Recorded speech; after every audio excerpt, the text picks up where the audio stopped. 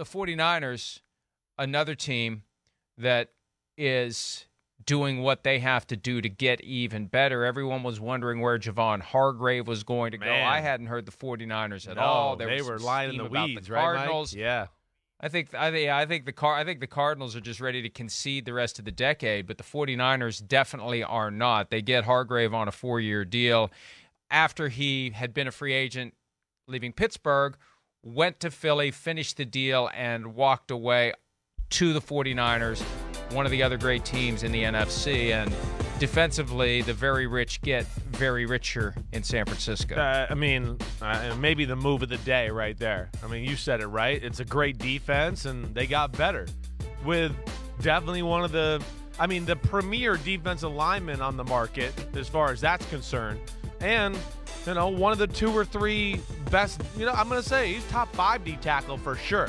I'm not going to put him in Aaron Donald's, Chris Jones class, but I think that next group down, Jeffrey Simmons, Javon Hargrave, that group there, he's right there in that conversation.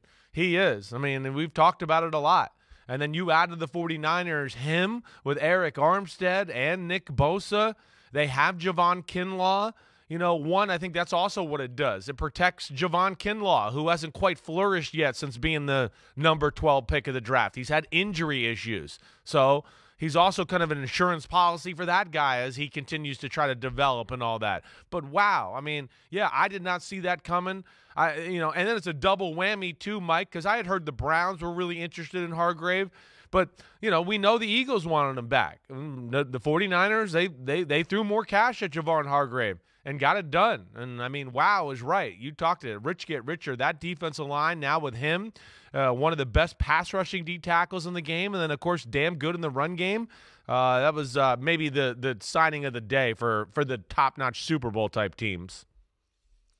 And it's a difficult balance, too, because you have a guy in Nick Bosa who is already 1 year overdue for his second contract, Defensive Player of the Year.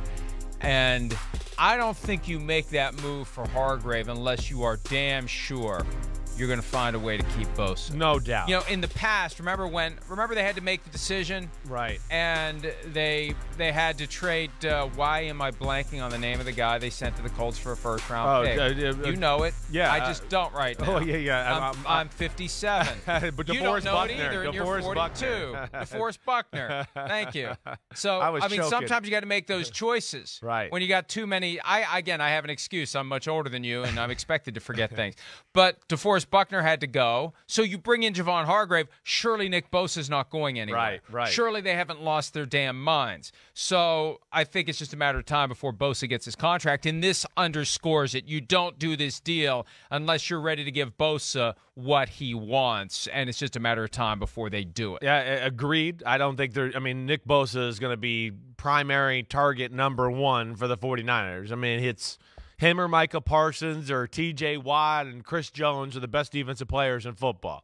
And he's totally scheme important to them. He's loved by the fan base. You're right, Mike. The one thing with the 49ers, even though not a ton of salary cap space, when you break them down, because when they signed Javon Hargrave yesterday too, I was a little man, wait, how are they going to do all this? But you start to break them down. The one thing they got going in their directions is no big quarterback contract, and Jimmy G's gone.